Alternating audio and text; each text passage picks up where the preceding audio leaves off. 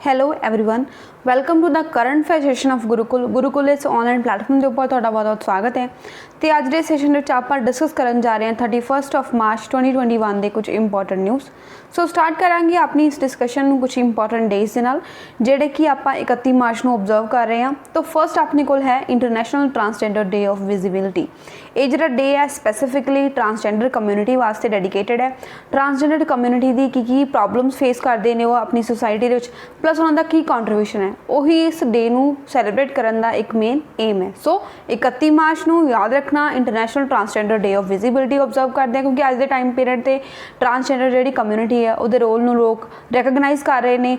ਪਤਾ ਲੱਗ ਰਿਹਾ ਕਿ ਉਹ ਵੀ ਕੁਛ ਆਪਣੀ ਜਿਹੜੀ ਸੋਸਾਇਟੀ ਵਿੱਚ ਮੈਟਰ ਕਰਦੇ ਆ। ਅਲੱਗ-ਅਲੱਗ ਅੱਜ ਕੱਲ੍ਹ ਪੋਸਟ 'ਤੇ ਵੀ ਉਹ ਆ ਰਹੇ ਨੇ ਟਰਾਂਸਜੈਂਡਰ ਕਮਿਊਨਿਟੀ ਵਾਲੇ ਲੋਕ।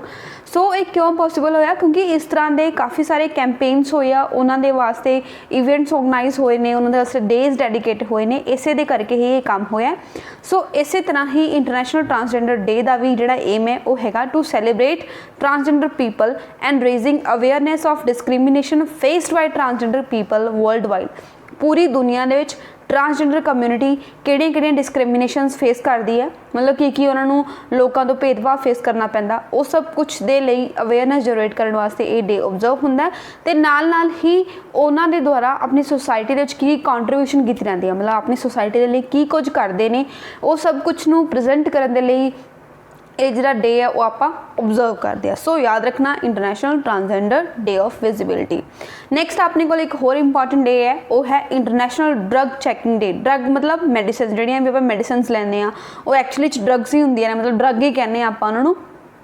ਦੈਨ ਅਗਰ ਉਹ ਸਹੀ ਕੁਆਂਟਿਟੀ 'ਚ ਯੂਜ਼ ਹੁੰਦੀਆਂ ਨੇ ਤਾਂ ਆਪਣੇ ਲਈ ਸਹੀ ਹੁੰਦੀਆਂ, ਮੈਡੀਸਨ ਦਾ ਕੰਮ ਕਰਦੀ ਹੈ। ਬਟ ਅਗਰ ਉਹਨਾਂ ਦੀ ਕੁਆਂਟਿਟੀ ਇਨਕਰੀਜ਼ ਹੋ ਜਾਂਦੀ ਹੈ ਤਾਂ ਆਪਣੀ ਹੈਲਥ 'ਤੇ ਕਾਫੀ ਉਹਨਾਂ ਦੇ ਬੈਡ ਇੰਪੈਕਟ ਵੀ ਪੈ ਸਕਦਾ। ਜਿਵੇਂ ਕਿ ਅਗਰ ਆਪਾਂ ਕੋਈ ਮੈਡੀਸਨ ਨੂੰ ਪਹਿਲਾਂ ਕਿਸੇ ਬਿਮਾਰੀ ਦੇ ਟਾਈਮ ਪੀਰੀਅਡ 'ਤੇ ਲਿਆ, ਲਾਈਕ ਅਗਰ ਆਪਾਂ ਹੈਡੇਕ ਦੀ ਮੈਡੀਸਨ ਲਈ ਆ, ਡੇਲੀ ਆਪਾਂ ਉਹ ਲੈਣ ਲੱਗ ਗਏ, ਹਰ ਰੋਜ਼ ਲੈਂਦੇ ਹਾਂ, ਤਾਂ ਇੱਕ ਟਾਈਮ 'ਤੇ ਇਹ ਹੋਏਗਾ ਆਪਣੀ ਬੋਡੀ ਉਸ ਡਰੱਗ ਦੇ ਲਈ ਰੈਜ਼ਿਸਟੈਂਸ ਕ੍ਰੀਏਟ ਕਰ ਲੇਗੀ। ਨੈਕਸਟ ਟਾਈਮ ਜਦੋਂ ਆਪਣਾ ਹੈਡੇਕ ਹੋਊਗਾ ਆਪਾਂ ਸੇਮ ਮੈਡੀਸਨ ਲਵਾਂਗੇ ਤਾਂ ਆਪਣਾ ਹੈਡੇਕ ਠੀਕ ਨਹੀਂ ਹੋਊਗਾ, ਮਤਲਬ ਉਹ ਮੈਡੀਸਨ ਕਾਰਗਰ ਸਾਬਿਤ ਨਹੀਂ ਹੋਊਗੀ ਆਪਣੀ ਉਸ ਬਿਮਾਰੀ ਦੇ ਲਈ। ਇਹ ਕਿਉਂ ਹੁੰਦਾ? ਕਿਉਂਕਿ ਆਪਾਂ ਓਵਰਡੋਜ਼ ਲੈਂਦੇ ਹਾਂ ਹਰ ਰੋਜ਼, ਜਿਵੇਂ ਆਦਤ ਲਗਾ ਲੈਣੀ, ਇੱਕ ਨਸ਼ਾ ਟਾਈਪ ਬਣ ਜਾਂਦਾ, ਤਾਂ ਉਹ ਆਪਣੇ ਲਈ ਸੇਫ ਨਹੀਂ ਹੁੰਦਾ। ਦੈਟਸ ਵਾਈ ਇਹ ਡੇ ਓਬਜ਼ਰਵ ਹੁੰਦਾ ਗਲੋਬਲ ਲੈਵਲ 'ਤੇ, ਇੰਟਰਨੈਸ਼ਨਲ ਲੈਵਲ 'ਤੇ, ਤਾਂ ਕਿ ਅਵੇਅਰਨੈਸ ਜਨਰੇਟ ਕੀਤੀ ਜਾ ਸਕੇ ਆਫ ਸੇਫਰ ਡਰੱਗ ਯੂਜ਼, ਕਿ ਜਿਹੜੇ ਡਰੱਗਸ ਨੇ, ਮੈਡੀਸਿਨਸ ਨੇ, ਆਪਾਂ ਨੂੰ ਸੇਫ ਤਰੀਕੇ ਨਾਲ ਯੂਜ਼ ਕਰਨਾ ਹੈ, ਓਵਰਡੋਜ਼ ਨਹੀਂ ਲੈਣੀ। ਕਿਉਂਕਿ ਅਗਰ ਓਵਰਡੋਜ਼ ਹੋਏਗੀ ਤਾਂ ਉਹਦੇ ਨਾਲ ਆਪਣੀ ਬੋਡੀ ਦੇ ਜਿਹੜੇ ਔਰਗਨਸ ਹੁੰਦੇ ਨੇ ਉਹਨਾਂ 'ਤੇ ਕਾਫੀ ਬੈਡ ਇੰਪੈਕਟ ਵੀ ਪੈਂਦਾ ਹੈ। ਇੱਕ ਤਾਂ ਸਭ ਤੋਂ ਪਹਿਲਾਂ ਰੈਜ਼ਿਸਟੈਂਸ ਕ੍ਰੀਏਟ ਹੋ ਗਿਆ ਆਪਣੀ ਬੋਡੀ 'ਚ ਉਸ ਮੈਡੀਸਨ ਲਈ। ਨੈਕਸਟ ਕੀ ਆ, ਆਪਣੇ ਜਿਵੇਂ ਕਿਡਨੀਜ਼ ਹੋ ਗਈਆਂ, ਹਾਰਟ ਹੋ ਗਿਆ, ਉਹਨਾਂ 'ਤੇ ਕਾਫੀ ਬੈਡ ਇੰਪੈਕਟ ਪੈਂਦਾ ਇਹਨਾਂ ਮੈਡੀਸਨਸ ਦਾ। ਸੋ ਇਸੇ ਚੀਜ਼ ਦੇ ਲਈ ਅਵੇਅਰਨੈਸ ਨੂੰ ਜਨਰੇਟ ਕਰਨ ਵਾਸਤੇ ਇਹ ਜਿਹੜਾ ਡੇ ਆ ਸਟਾਰਟ ਕੀਤਾ ਗਿਆ ਹੈ। 31 ਮਾਰਚ ਨੂੰ ਹਰ ਸਾਲ ਆਪਾਂ ਇਹ ਡੇ ਓਬਜ਼ਰਵ ਕਰਦੇ ਹਾਂ। ਨੈਕਸਟ ਇੱਕ ਹੋਰ ਇੰਪੋਰਟੈਂਟ ਡੇ ਹੈ, ਉਹ ਹੈ ਵਰਲਡ ਬੈਕਅਪ ਡੇ। ਬੈਕਅਪ ਮਤਲਬ ਕਿਸੇ ਚੀਜ਼ ਨੂੰ ਸਟੋਰ ਕਰਕੇ ਰੱਖਣਾ, ਉਹਦਾ ਬੈਕਅਪ ਰੱਖਣਾ। ਜਿਵੇਂ ਵਟਸਐਪ 'ਤੇ ਹੁੰਦਾ ਨਾ ਆਪਾਂ ਬੈਕਅਪ ਰੱਖਦੇ ਹਾਂ, ਇਹਦਾ ਮਤਲਬ ਕਿ ਅਗਰ ਆਪਣੀ ਚੈਟਸ ਜਿਹੜੀਆਂ ਡਿਲੀਟ ਵੀ ਹੋ ਗਈਆਂ ਤਾਂ ਵੀ ਉਹ ਬੈਕਅਪ 'ਚ ਪਈਆਂ ਹੋਣਗੀਆਂ, ਜਾਂ ਫਿਰ ਅਗਰ ਸਪੋਜ਼ ਕਰੋ ਆਪਣਾ ਫੋਨ ਗੁੰਮ ਗਿਆ, ਆਪਣਾ ਜਿਹੜਾ ਸਾਰਾ ਇੰਪੋਰਟੈਂਟ ਡੇਟਾ ਹੈ, ਅਗਰ ਆਪਾਂ ਉਹਦਾ ਬੈਕਅਪ ਰੱਖਿਆ ਹੋਊਗਾ ਤਾਂ ਆਪਾਂ ਉਹਨੂੰ ਰੀਸਟੋਰ ਕਰ ਸਕਦੇ ਹਾਂ ਕਿਸੇ ਹੋਰ ਮੋਬਾਈਲ ਫੋਨ 'ਤੇ ਵੀ, ਆਪਣੀ ਮੇਲ ਆਈਡੀ ਵਗੈਰਾ ਖੋਲ ਕੇ, ਗੂਗਲ ਅਕਾਊਂਟ ਵਗੈਰਾ ਖੋਲ ਕੇ, ਠੀਕ ਹੈ। ਸੋ ਇਸੇ ਚੀਜ਼ ਦੀ ਕੀ ਇੰਪੋਰਟੈਂਸ ਹੈ, ਮਤਲਬ ਬੈਕਅਪ ਰੱਖਣ ਦਾ ਕੀ ਇੰਪੋਰਟੈਂਸ ਹੈ, ਉਹਦੇ ਲਈ ਇਹ ਡੇ ਪੂਰੇ ਗਲੋਬਲ ਲੈਵਲ 'ਤੇ, ਵਰਲਡ ਲੈਵਲ 'ਤੇ ਸੈਲੀਬ੍ਰੇਟ ਹੁੰਦਾ ਹੈ 31 ਮਾਰਚ ਨੂੰ। ਸੋ ਇਸ ਸਾਲ ਵੀ 31 ਮਾਰਚ 2021 ਨੂੰ ਆਪਾਂ ਓਬਜ਼ਰਵ ਕੀਤਾ ਵਰਲਡ ਬੈਕਅਪ ਡੇ, ਮਤਲਬ ਅੱਜ ਦੇ ਦਿਨ ਹੀ। ਤਾਂ ਇੱਕ ਕੰਮ ਚੰਗਾ ਕਰੋ ਕਿ ਆਪਣੇ ਸਾਰੇ ਜਿਹੜੇ ਫੋਨ ਦੇ ਕੰਟੈਕਟਸ ਹੈਗੇ ਨੇ ਜਾਂ ਫਿਰ ਆਪਣਾ ਇੰਪੋਰਟੈਂਟ ਡੇਟਾ ਹੈ ਉਹਨੂੰ ਸਾਨੂੰ ਬੈਕਅਪ ਕਰ ਲਓ ਆਪਣੇ ਅਕਾਊਂਟ ਦੇ ਵਿੱਚ, ਤਾਂ ਕਿ ਉਹ ਸੇਫ ਰਹੇ। ਆਉਣ ਵਾਲੇ ਟਾਈਮ ਦੇ ਵਿੱਚ ਅਗਰ ਤੁਹਾਡਾ ਫੋਨ ਵਗੈਰਾ ਲੋਸਟ ਹੋ ਜਾਏ ਤਾਂ ਉਹ ਡੇਟਾ ਤੁਹਾਡੇ ਕੋਲ ਬਚਿਆ ਰਹੇ। ਤਾਂ ਉਹਦੇ ਲਈ ਡੇ ਹੈ, ਏਮ ਹੈਗਾ to learn about the increasing role of data in our lives and the importance of regular backups, ਕਿ ਜਿਹੜਾ ਡੇਟਾ ਹੈ ਅੱਜ ਕੱਲ੍ਹ ਆਪਣੀ ਲਾਈਫ ਦੇ ਵਿੱਚ ਕਿੰਨਾ ਇੰਪੋਰਟੈਂਟ ਰੋਲ ਪਲੇ ਕਰਦਾ। ਬਿਕੋਜ਼ ਅੱਜ ਦੇ ਟਾਈਮ 'ਤੇ ਆਪਾਂ ਨੂੰ ਨੰਬਰ ਬਹੁਤ ਹੀ ਘੱਟ ਯਾਦ ਹੋ ਜਾਂਦੇ, ਮਤਲਬ ਐਗਜ਼ਾਮਪਲ ਦੇ ਤੌਰ 'ਤੇ ਦੇਖੀਏ ਤਾਂ ਫੋਨ ਨੰਬਰ ਹੀ ਹੈ ਆਪਾਂ ਨੂੰ ਬਹੁਤ ਘੱਟ ਯਾਦ ਹੁੰਦੇ ਆ। ਆਪਾਂ ਬੇਸਿਕਲੀ ਫੋਨ ਦੇ ਵਿੱਚ ਸਟੋਰ ਰੱਖਦੇ ਹਾਂ, ਸਰਚ ਕੀਤਾ ਅਤੇ ਡਾਇਲ ਕੀਤਾ। ਕੀ ਹੋਏਗਾ ਅਗਰ ਕਿਸੇ ਦਿਨ ਆਪਣਾ ਫੋਨ ਗੁੰਮ ਗਿਆ, ਸਾਰੇ ਕੰਟੈਕਟਸ ਗਏ, ਆਪਣਾ ਕਿਸੇ ਨਾਲ ਕੰਟੈਕਟ ਨਹੀਂ ਕਰ ਸਕਦੇ ਹੋਵਾਂਗੇ, ਤਾਂ ਉਸ ਕੇਸ 'ਚ ਉਹ ਡੇਟਾ ਹੈ ਆਪਣੇ ਲਈ ਬਹੁਤ ਜ਼ਰੂਰੀ ਹੈ। फ़ोन नंबर ਨੂੰ ਛੱਡ ਕੇ ਕੁਝ ਹੋਰ ਲੈ ਲਓ, ਲਾਈਕ ਇੰਪੋਰਟੈਂਟ ਡਾਕੂਮੈਂਟਸ ਹੋ ਗਏ, ਆਪਣੇ ਪਿਕਚਰਸ ਹੁੰਦੀਆਂ ਨੇ ਜਾਂ ਫਿਰ ਡਿਟੇਲਸ ਹੁੰਦੇ ਨੇ ਆਪਣੇ ਸਾਰੇ ਕਾਸੇ ਦੇ, ਉਹ ਸਾਰੇ ਅਗਰ ਲੌਸਟ ਹੋ ਜਾਣ ਤਾਂ ਕੀ ਹੋਏਗਾ। ਅगर ਤੁਹਾਡੇ ਕੋਲ बैकअप है तो ਤੁਹਾਡੇ ਲਈ बहुत ईजी हो जाए, बट अगर बैकअप नहीं है तो आपको बहुत ज़्यादा प्रॉब्लम फेस करनी पएगी। सो इस करके ये ਡੇ ਓਬਜ਼ਰਵ दोबारा तो सब कुछ कलैक्ट करना बहुत ही मुश्किल है, रीस्टोर करना मुश्किल है। सो उसे चीज़ ਨੂੰ ਧਿਆਨ ਵਿੱਚ ਰੱਖਦਿਆਂ ਹੋਇਆਂ ਇਹ ਡੇ ਓਬਜ਼ਰਵ ਹੁੰਦਾ ਹੈ ਵਰਲਡ ਬੈਕਅਪ ਡੇ, ਤਾਂ ਕਿ ਲੋਕਾਂ ਦੇ ਵਿੱਚ ਇਸ ਚੀਜ਼ ਦੀ ਅਵੇਅਰਨੈਸ ਜਨਰੇਟ ਕੀਤੀ ਜਾ ਸਕੇ ਕਿ ਜਿਹੜਾ ਡੇਟਾ ਹੈ ਉਹ ਆਪਣੀ ਲਾਈਫ ਦੇ ਵਿੱਚ ਕਿੰਨਾ ਇੰਪੋਰਟੈਂਟ ਰੋਲ ਪਲੇ ਕਰਦਾ। ਇਸ ਲਈ ਆਪਾਂ ਨੂੰ ਰੈਗੂਲਰ ਬੈਕਅਪ ਜਿਹੜੇ ਆ ਉਹ ਰੱਖਣੇ ਚਾਹੀਦੇ ਆ। ਇਹ ਜਿਹੜਾ ਇੰਡੀਪੈਂਡੈਂਟ ਇਨੀਸ਼ੀਏਟਿਵ ਹੈ ਇਹ ਇਸੇ ਚੀਜ਼ ਦੀ ਅਵੇਅਰਨੈਸ ਜਨਰੇਟ ਕਰਦਾ ਕਿ ਬੈਕਅਪਸ ਕਿਵੇਂ ਕਰਨੇ ਆ, ਦੈਨ ਡਾਟਾ ਨੂੰ ਆਪਾਂ ਕਿੱਦਾਂ ਪ੍ਰੀਜ਼ਰਵ ਕਰਕੇ ਰੱਖਣਾ, ਡੇਟਾ ਨੂੰ ਆਪਾਂ ਕਿੱਦਾਂ ਸਟੋਰ ਕਰਕੇ ਰੱਖਣਾ, ਉਹਨੂੰ ਬਚਾ ਕੇ ਰੱਖਣਾ ਕੋਈ ਵੀ ਕਿਸੇ ਵੀ ਤਰ੍ਹਾਂ ਦੇ ਲੋਸ ਤੋਂ। ਸੋ ਇਹ 3 ਇੰਪੋਰਟੈਂਟ ਡੇ ਹੋ ਗਏ ਜਿਹੜੇ ਆਪਾਂ ਅੱਜ ਦੇ ਦਿਨ ਵਿੱਚ ਕੀਤੇ ਆ। ਪਹਿਲਾ ਹੋ ਗਿਆ ਆਪਣੇ ਕੋਲ ਇੰਟਰਨੈਸ਼ਨਲ ਟ੍ਰਾਂਸਜੈਂਡਰ ਡੇ, ਸੈਕਿੰਡ ਆਪਣੇ ਕੋਲ ਇੰਟਰਨੈਸ਼ਨਲ ਡਰਗ ਚੈਕਿੰਗ ਡੇ, ਦੈਨ ਆਪਣੇ ਕੋਲ ਹੈ ਵਰਲਡ ਬੈਕਅਪ ਡੇ। ਨਾ ਆਪਾਂ ਸਟਾਰਟ ਕਰਦੇ ਹਾਂ ਆਪਣੀ ਰੈਗੂਲਰ ਨਿਊਜ਼। तो पहली न्यूज़ अपने को है ਜਿਹੜੇ ਆਪਣੇ यूनियन मिनिस्टर ऑफ एजुकेशन ने निशंक पोखरियाल उन्होंने इनॉग्रेट किया एक शहीद भगत सिंह स्मारक। ਕਿਹੜੀ यूटी या फिर स्टेट ਦੇ ਵਿੱਚ इनॉग्रेट किया, ਆਪਾਂ ਉਹ क्वेश्चन ਦਾ आंसर देना। तो रीसेंटली ਆਪਾਂ शहीदी दिवस ऑब्जर्व किया 23 ऑफ मार्च ਨੂੰ, तो ਉਸੇ ਨੂੰ ਧਿਆਨ ਵਿੱਚ ਰੱਖਦਿਆਂ ਹੋਏ ਜਿਹੜੇ ਆਪਣੇ ਐਜੂਕੇਸ਼ਨ ਮਿਨਿਸਟਰ ਹੈਗੇ ਨੇ ਉਹਨਾਂ ਨੇ ਕਿਹਾ ਕਿ ਸ਼ਹੀਦ ਭਗਤ ਸਿੰਘ ਸਮਾਰਕ ਬਣਾਇਆ ਜਾਏਗਾ। ਕਿੱਥੇ ਬਣਾਇਆ ਜਾਏਗਾ? ਵੈਸੇ ਆਪਣਾ ਡਾਇਰੈਕਟ ਆਂਸਰ ਕੀ ਹੋਏਗਾ? ਪੰਜਾਬ। ਮਤਲਬ ਆਪਾਂ ਸਾਰੇ ਸੋਚਾਂਗੇ ਕਿ ਸ਼ਹੀਦ ਭਗਤ ਸਿੰਘ ਜੀ ਪੰਜਾਬ ਤੋਂ ਸੀ ਤਾਂ ਪੰਜਾਬ ਦੇ ਵਿੱਚ ਹੀ ਇਹ ਬਣਾਇਆ ਜਾਏਗਾ, ਬਟ ਆਪਾਂ ਰੋਂਗ ਆ।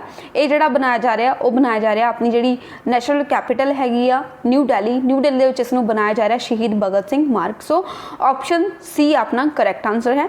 The University of Delhi organized a program to commemorate 90 years of martyrdom of leaders। ਜਿਹੜੇ ਆਪਣੇ ਲੀਡਰਸ ਹੈਗੇ ਸੀ ਭਗਤ ਸਿੰਘ, ਰਾਜਗੁਰੂ ਤੇ ਸੁਖਦੇਵ, ਉਹਨਾਂ ਤਿੰਨਾਂ ਦਾ ਸ਼ਹੀਦੀ ਦਿਵਸ ਹੋਇਆ। ਉਸ ਤੋਂ ਬਾਅਦ ਜਿਹੜੇ ਹੁਣ 90 ਸਾਲ ਪੂਰੇ ਹੋ ਗਏ ਉਹਨਾਂ ਦੇ ਸ਼ਹੀਦੀ ਨੂੰ ਇਸ ਸਾਲ, ਤਾਂ ਜਿਹੜੀ ਦਿੱਲੀ ਯੂਨੀਵਰਸਿਟੀ ਆ ਉਹਨਾਂ ਨੇ ਇੱਕ ਪ੍ਰੋਗਰਾਮ ਆਰਗੇਨਾਈਜ਼ ਕੀਤਾ ਸੀ ਇਸ ਚੀਜ਼ ਨੂੰ ਕਮੈਮੋਰੇਟ ਕਰਨ ਦੇ ਲਈ। ਉਹਨਾਂ ਦੀ ਜਿਹੜੀ 90 ਸਾਲ ਹੋ ਗਿਆ ਮਾਰਟਿਰਡਮ ਨੂੰ, ਉਸ ਚੀਜ਼ ਨੂੰ ਕਮੈਮੋਰੇਟ ਦੇ ਲਈ ਇਹ ਜਿਹੜਾ ਇੱਕ ਫੰਕਸ਼ਨ ਰੱਖਿਆ ਗਿਆ। ਦੈਨ ਆਪਣੇ ਇਸ ਜਗ੍ਹਾ 'ਤੇ ਜਿਹੜੇ ਐਜੂਕੇਸ਼ਨ ਮਿਨਿਸਟਰ ਹੈਗੇ ਨੇ ਰਮੇਸ਼ ਪੋਖਰੀਆਲ ਨਿਸ਼ੰਕ, ਉਹਨਾਂ ਨੇ ਵਰਚੁਅਲੀ ਇਸ ਮੀਟ ਨੂੰ ਜੁਆਇਨ ਕੀਤਾ ਅਤੇ ਉਹਨਾਂ ਨੇ ਸ਼ਹੀਦ ਭਗਤ ਸਿੰਘ ਸਮਾਰਕ ਹੈ ਜਿਹੜਾ ਉਹਨੂੰ ਇਨੋਗਰੇਟ ਕਰਤਾ, ਉਹਦਾ ਨੀਂਹ ਪੱਥਰ ਰੱਖਿਆ, ਉਹਦੀ ਇਨੋਗਰੇਸ਼ਨ ਕੀਤੀ ਵਰਚੁਅਲ ਮੋਡ 'ਤੇ, because COVID-19 the second wave start ਹੋ ਚੁੱਕੀ ਹੈ। ਤਾਂ ਇਸੇ ਲਈ ਹੀ ਇਹ ਵਰਚੁਅਲ ਮੋਡ 'ਤੇ ਹੀ ਹੋਇਆ। ਦੈਨ ਐਗਜ਼ਿਸਟਿੰਗ ਜਿਹੜੀਆਂ ਕਲੈਕਸ਼ਨ ਆਫ ਬੁੱਕਸ ਹੈਗੀਆਂ ਨੇ, ਮਤਲਬ ਜਿਹੜੇ ਫਰੀडम ਫਾਈਟਰਸ ਹੈਗੇ ਨੇ ਭਗਤ ਸਿੰਘ, ਰਾਜਗੁਰੂ, ਸੁਖਦੇਵ ਜਾਂ ਫਿਰ ਹੋਰ ਵੀ ਕਈ ਜਿਹੜੇ ਵੀ ਆਪਣੇ ਫਰੀडम ਫਾਈਟਰਸ ਹੈਗੇ ਨੇ, ਉਹਨਾਂ ਦੇ ਲਈ ਜਿਹੜੀਆਂ ਵੀ ਬੁੱਕਸ ਲਿਖੀਆਂ ਗਈਆਂ ਉਹ ਸਾਰੀਆਂ ਬੁੱਕਸ ਦੇ ਕਲੈਕਸ਼ਨ ਨੂੰ ਇੱਕ ਕਨਵਰਟ ਕੀਤਾ ਜਾਏਗਾ ਸ਼ਹੀਦ ਸਮ੍ਰਿਤੀ ਪੁਸਤਕਾਲਿਆ। ਮਤਲਬ ਇੱਕ ਪੁਸਤਕਾਲਿਆ ਬਣਾਇਆ ਜਾਏਗਾ, ਉਹਦਾ ਨਾਮ ਰੱਖਿਆ ਜਾਏਗਾ ਸ਼ਹੀਦ ਸਮ੍ਰਿਤੀ ਪੁਸਤਕਾਲਿਆ। ਮਤਲਬ ਆਪਾਂ ਸ਼ਹੀਦਾਂ ਨੂੰ ਯਾਦ ਕਰ ਰਹੇ ਹਾਂ, ਉਹਨਾਂ ਦੀਆਂ ਬੁੱਕਸ ਵਗੈਰਾ ਪੜ੍ਹ ਕੇ ਉਹ ਵੀ ਇਸ ਜਗ੍ਹਾ 'ਤੇ ਰੱਖੀਆਂ ਜਾਣਗੀਆਂ। ਠੀਕ ਹੈ, ਸੋ ਇਹ ਕਿੰਨੇ ਅਨਾਉਂਸਮੈਂਟ ਕੀਤੀ ਹੈ ਜਿਹੜੇ ਆਪਣੇ ਐਜੂਕੇਸ਼ਨ ਮਿਨਿਸਟਰ ਹੈਗੇ ਨੇ ਰਮੇਸ਼ ਪੋਖਰਿਆਲ, ਜਿਹੜੀ ਆਪਣੀ MHRD ਮਿਨਿਸਟਰੀ ਹੈਗੀ ਸੀ ਉਸ ਨੂੰ ਨਾਮ ਚੇਂਜ ਕਰਕੇ ਰੀਸੈਂਟਲੀ ਮਿਨਿਸਟਰੀ ਆਫ ਐਜੂਕੇਸ਼ਨ ਕੀਤਾ ਗਿਆ। ਇਹ ਵੀ ਕੁਐਸਚਨ ਆਪਣੇ ਲਈ ਇੰਪੋਰਟੈਂਟ ਹੈ। Next question, which global rating agency releases a report titled Global Economic Output report GEO global economic outlook report ਕਿਹੜੀ ਰੇਟਿੰਗ ਏਜੰਸੀ ਨੇ ਇਸ ਨੂੰ ਰਿਲੀਜ਼ ਕੀਤਾ ਹੈ ਰਿਪੋर्ट ਨੂੰ? तो ਇਹ ਜਿਹੜੀ ਰਿਪੋर्ट ਹੈ ਇਹਦਾ ਬੇਸਿਕ ਕੰਮ ਹੁੰਦਾ ਹੈ ਗਲੋਬਲ ਲੈਵਲ ਤੇ ਇੰਟਰਨੈਸ਼ਨਲ ਜਿਹੜੀਆਂ अलग-अलग इकोनॉमीज़ ने उन्हों का की स्टेटस रहेगा आने वाले साल या फिर आने वाले कुछ सालों के उन्होंने जी GDP ग्रोथ है वो किस लैवल तक जाएगी, वो सब कुछ चीज़ बारे आउटलुक करती है। ये रिपोर्ट जी ग्लोबल आउटलुक रिपोर्ट है, इसनों प्रेजेंट कौन करता है? इनू प्रेजेंट करती है अमेरिका की एक जी क्रेडिट रेटिंग एजेंसी हैगी है जिसका नाम है फिच। तो फिच ये जी रेटिंग करती है। So option A correct answer हो गया। अगर आप ऑप्शन बी देखिए सिपरी, सिपरी तो वैपन्स बारे गल करती जी स्टॉकहोम की एक संस्था है, इंटरनेशनल पीस रिसर्च इंस्टीट्यूशन है स्टॉकहोम का, वो गल करता है वैपन्स बारे। ठीक है, वर्ल्ड बैंक की ये रिपोर्ट नहीं आ, दैन IMF की भी ये रिपोर्ट नहीं आ। सो अपना आंसर की हो गया फिच। फिच जी अमेरिका की एक रेटिंग एजेंसी है। सो इन्होंने world global economic outlook report नू रिलीज़ किया। इन्हों के इस रीसेंट एडिशन के अकॉर्डिंग इन्होंने इंडिया की जी GDP ग्रोथ है उसनू रीएस्टीमेट किया, रिवाइज किया कि 12.8% रहेगी अगले फिजिकल ईयर। फिजिकल ईयर का मतलब की होंगे जोड़ा 1 अप्रैल तो लैके 31 मार्च नैक्सट ईयर तक चलता है, उस साल में आप फिजिकल ईयर कहना है। बिकॉज जो अपना नॉर्मल ईयर होंगे जिवें आप हैप्पी न्यू ईयर सैलीब्रेट करते हैं वो कदों होंगे अपना 1 जनवरी तो स्टार्ट होंगे, बट जो अपना फिजिकल ईयर होंगे वो स्टार्ट होंगे अप्रैल तो लैके अगले साल के 31 मार्च तक चलता है। सो ये कहते हैं कि जोड़ा अपना नैक्सट कमिंग फिजिकल ईयर होएगा वो जी इंडिया की GDP ग्रोथ रेट है वो 12.8% रहेगी। पहला ये जी रेटिंग एजेंसी सी उन्होंने एस्टिमेट की सी growth rate 11%, but now enhance करती 12.8%, जी कि अज के टाइम से तो बहुत ही लो है। मुश्किल नाल ही आप जो अपना डिप्रैशन वाला एक टाइम पीरियड होंगे उहदे चों निकले हाँ, ठीक है।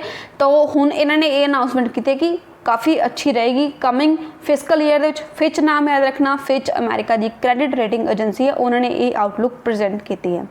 रीजन जोड़े स्टेट किया वो कहते कि क्यों ये इंप्रूव होएगी, बिकॉज जो स्ट्रोंग तरीके आप कैरी ओवर इफेक्ट करांगे, लूजर फिस्कल स्टैंस जोड़ा मतलब जो फिस्कल स्टैंस बनया पाया सी, आप सेम चीज़ से खड़े हुए सी, वो चीज़ भी सही होएगी। एंड वायरस कंटेनमेंट के वास्ते काफ़ी अच्छा काम हो रहा। अपनी इंडिया की जी मेडिसिन ने अलग अलग कंट्रीज़ आप सेंड कर रहे हैं, वो इंडिया में इनकम भी हो रही है, ठीक है। तो वो करके कहते इंडिया की जी GDP है वो इंप्रूव होएगी। दैन फिच ने ऑल्सो एक्सपैक्ट किया कि जी GDP ग्रोथ है to is to 5.8% in fiscal year 2023। अगर आप 2023 के फिस्कल ईयर की गल करिए तो उदों कहते 5.8% चली जाएगी fiscal GDP growth rate India का एज पर फिच। सो ये कुछ इनफॉर्मेशन जो अपन फिच के बारे इस टाइम इस बारी दी जड़ियाँ एस्टिमेशन है उन्होंने बारे पता होनी चाहिए।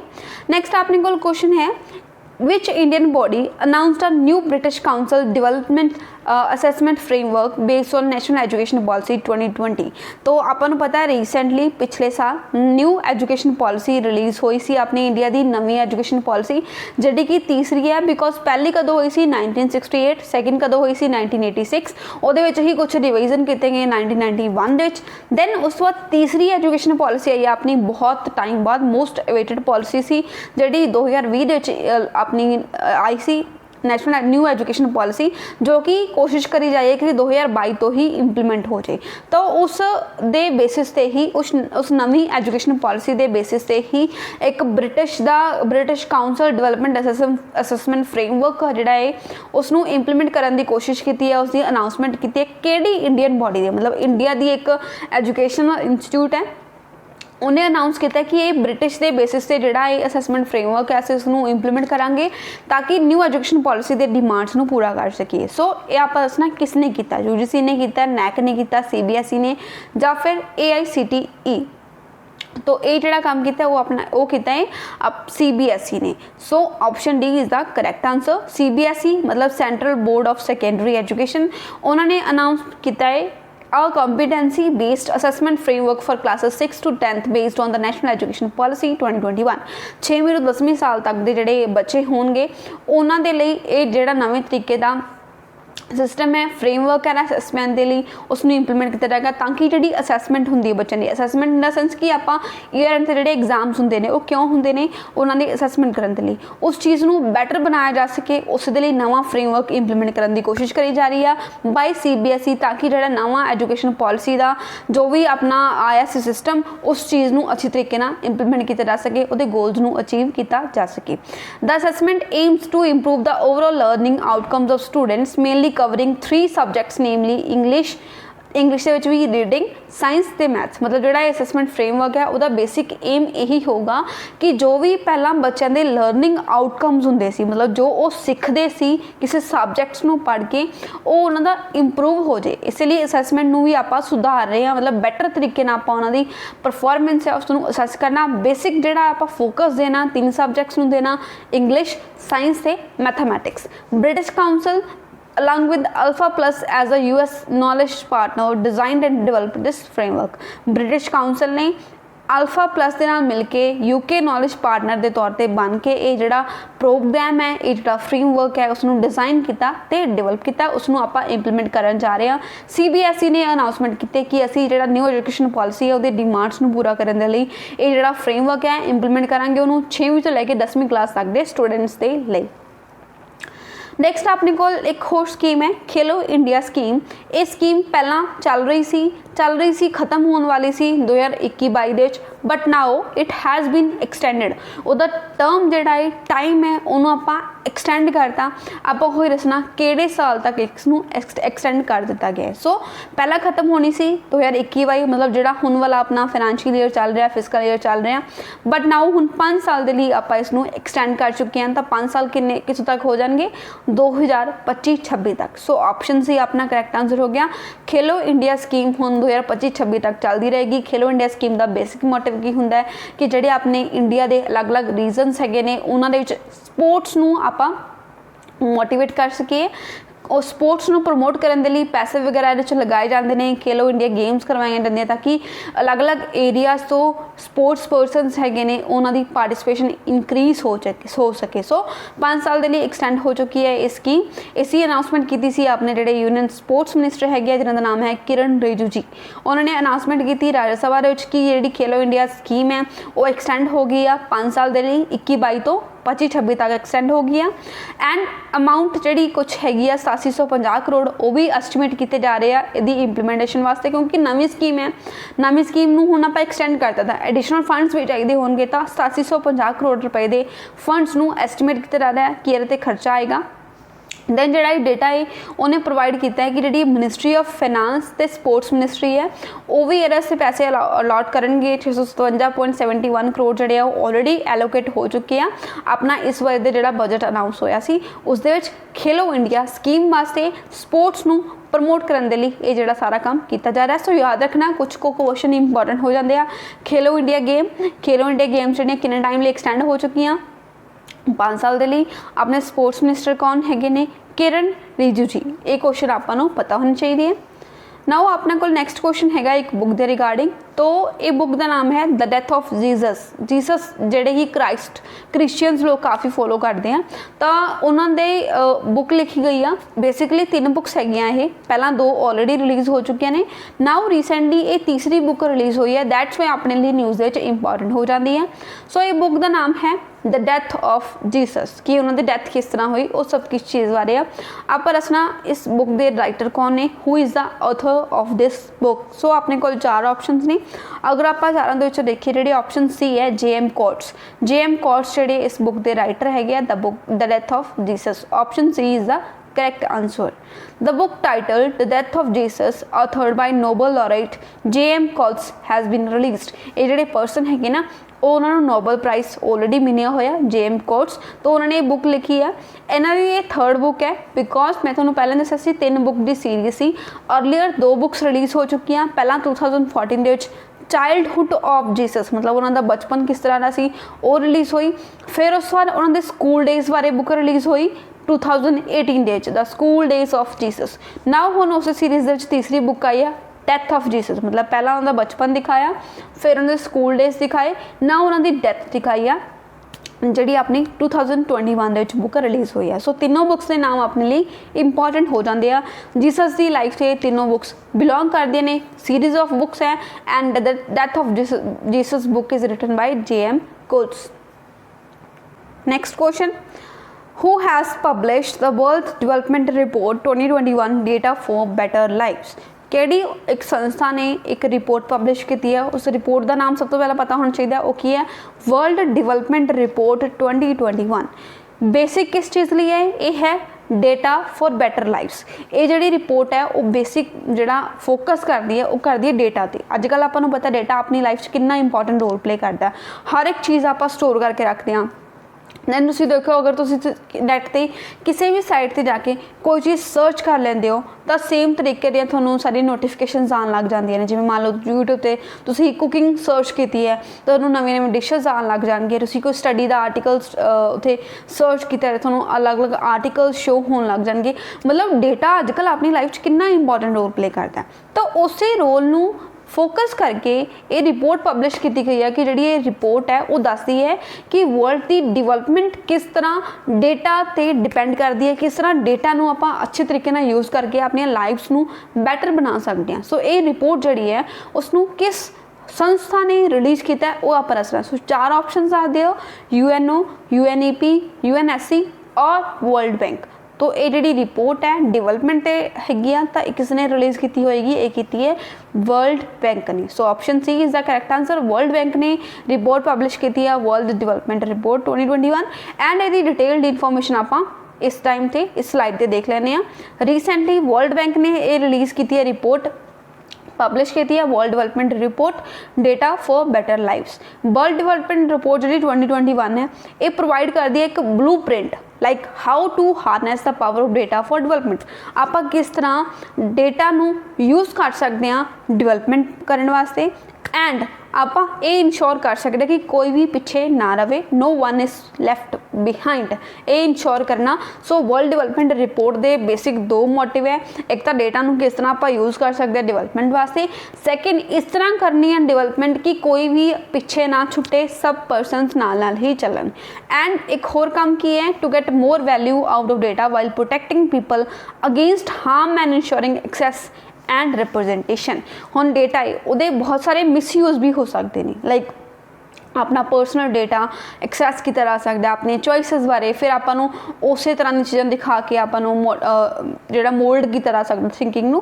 तो डेटा के काफ़ी सारे नैगेटिव यूज़ भी होंदे ने। तो आपां इस रिपोर्ट दे विच गल कर रहे हैं कि किस तरह जिहड़ा डेटा दे वल फोकस करना है तो लोगों के डेटा नूं प्रोटैक्ट भी करना, ताकि उन्हां दे जिहड़े इंटरस्ट आ वो हार्म ना करे जा सकन इस डेटा नूं यूज़ करके। सो ये भी इस रिपोर्ट के अकॉर्डिंग काम किया गया।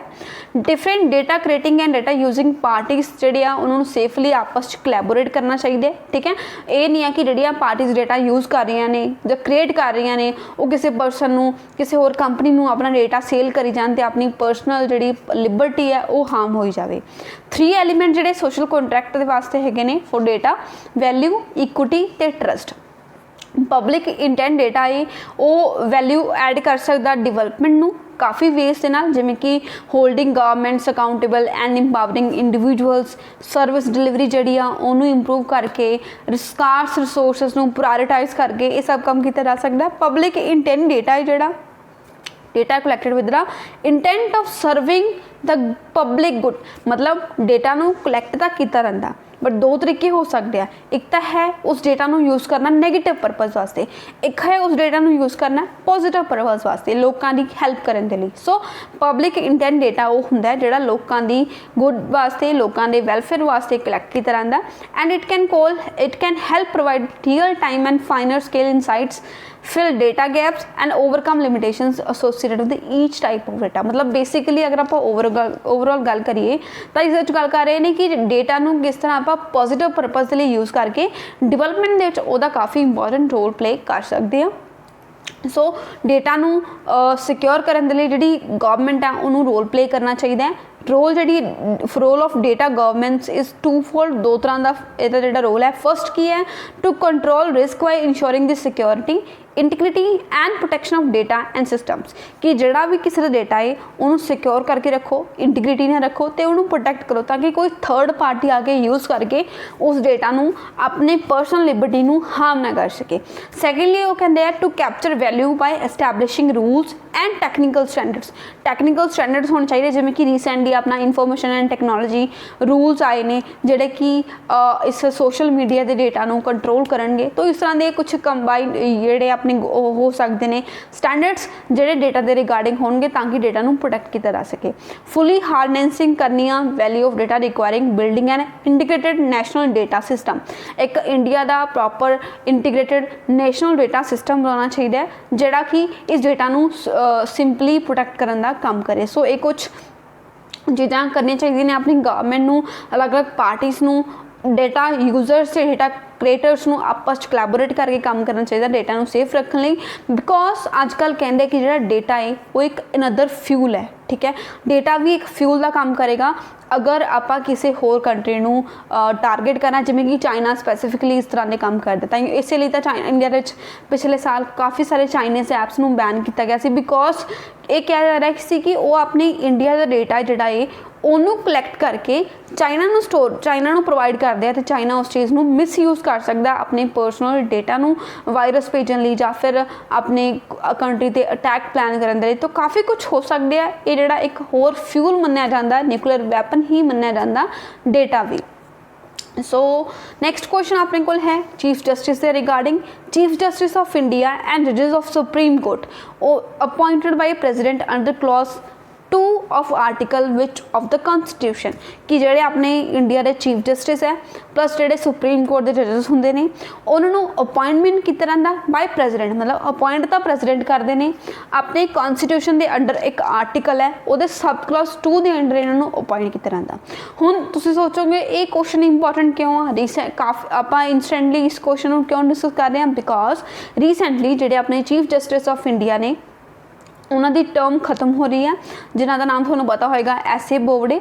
ਤਾਂ ਉਹਨਾਂ ਦੀ ਟਰਮ ਜਿਹੜੀ ਖਤਮ ਹੋਣ ਦੇ ਕਰਕੇ ਉਹ ਇੱਕ ਨਵੇਂ ਚੀਫ ਜਸਟਿਸ ਦਾ ਨਾਮ ਰეკਮੈਂਡ ਕਰਕੇ ਜਾ ਰਹੇ ਨੇ ਬਿਕॉज ਆਪਾਂ ਪੜਾਂਗੇ ਅੱਗੇ ਕਲੌਜ਼ਸ ਹੁੰਦੀਆਂ ਨੇ ਕੁਝ ਰੂਲਸ ਹੁੰਦੇ ਨੇ ਕਿ ਜਿਹੜੇ ਪਰਸਨ ਜਾ ਰਹੇ ਆ ਚੀਫ ਜਸਟਿਸ ਆਫ ਇੰਡੀਆ ਉਹ ਨਵੇਂ ਚੀਫ ਜਸਟਿਸ ਦਾ ਨਾਮ ਰეკਮੈਂਡ ਕਰਕੇ ਜਾਂਦੇ ਆ।